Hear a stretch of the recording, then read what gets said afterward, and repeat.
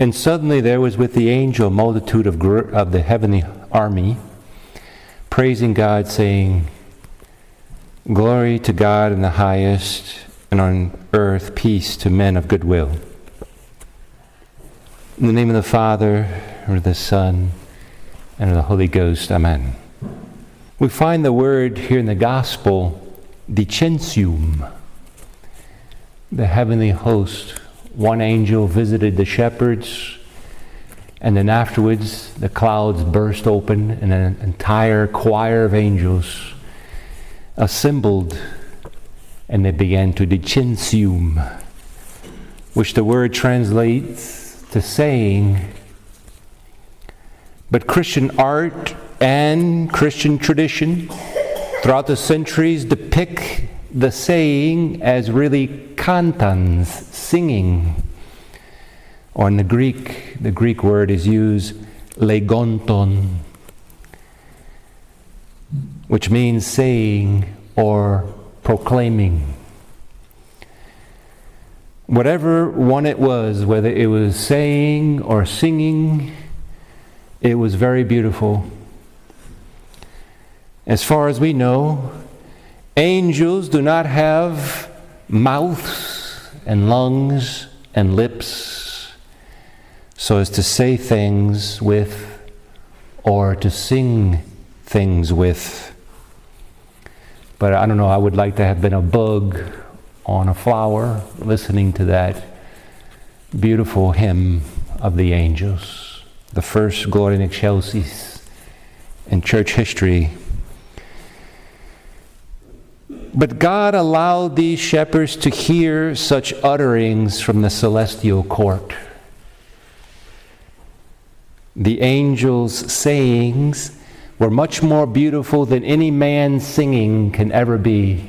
So even if they were just saying things without singing things, their tune would have been greater than a Pavarotti or whatever. Whoever's singing could be better, much better.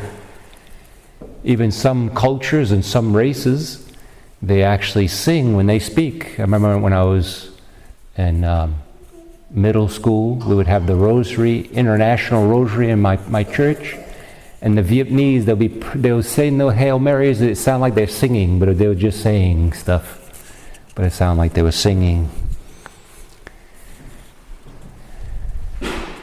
And so whatever they were doing much better than men singing, that's for sure. And what a beauty to listen to those angels. And it was the whole message behind the proclaiming.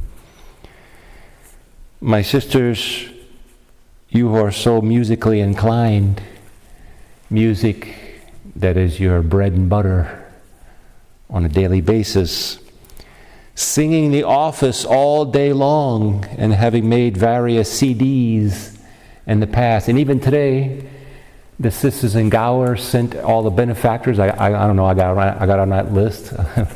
and I saw their beautiful hymn for today from Gower. A beautiful little hymn. So music is part and parcel of your day, of your heart. Therefore, I would like to speak a little bit about this in this sermon, perhaps titling this sermon, A New Melody that Christmas ushers into our souls, a new song, a new melody. Fulton Sheen once said that before there was music on the earth, there was music in God, end quote. In other words, there is harmony. This harmony filled all of creation. Now for 7,224 years since the creations of the heavens and the earth.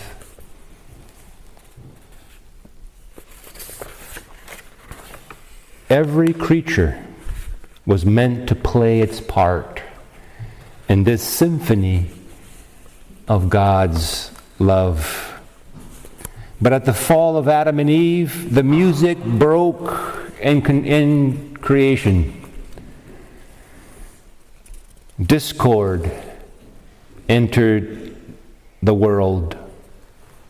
A note of pride, selfishness, and separation and rebellion has entered into the symphony hall of the earth. Once this harmony was wounded, humanity could not restore it by itself. So God began a new song, and that's what we celebrate tonight. God bursting through the clouds, and He's establishing a new song. As tragedy and scandal and shockingness swirls around our world and our ears and even our very families to the very threshold, God still penetrates with this new melody.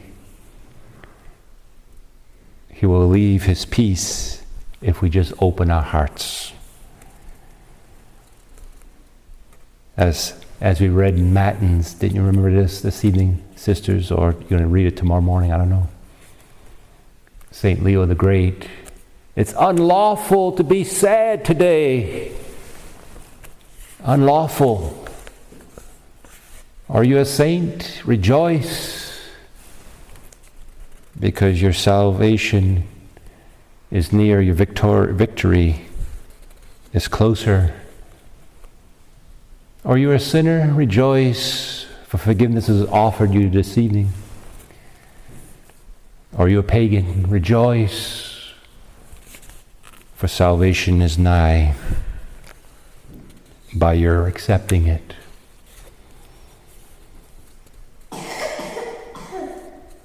A new song, not with outward power, not with commands from on high, but rather, get this, with a beautiful baby boy. True God and true man. The first note of this new melody was the infant's cry. Could you just listen to the little baby Jesus crying? Oh, wouldn't that be beautiful to hear his little vocal cords as he's crying with beautiful sweet music. And his last note is his consummate est on the cross 33 years later. His last cry. Into thy hands, Father, I commend my spirit. And what beautiful cries in between the manger and the cross.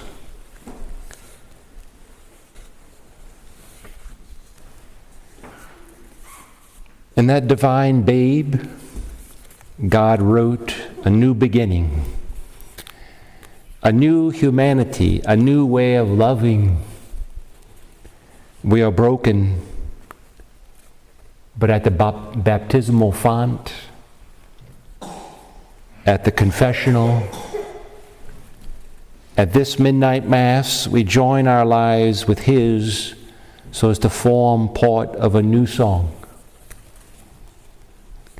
As we approach the stable trough, that is to say the communion rail this evening, that manger within the next 10 or 15 minutes from now, so as to eat the flesh and blood of this newborn Savior, King, and divine musician. Let us invite and allow heavenly grace to rewrite what sin has damaged in us. Divine mercy, so as to soften what pride has hardened in our hearts. Christ, we will receive Christ this evening to tune up our important musical instrument, and that is our hearts. So as we can continue this holy sacrifice in the Mass, let us come close to our Lord born in utter poverty and misery, so that he can leave these stains of heavenly peace in our minds and our hearts, so that we can sing the tune of the saints in spite of the great apostasy raging throughout Christendom. In the name of the Father, and of the Son, and of the Holy Ghost. Amen. Join the faithful and download the Sensus Fidelium app today.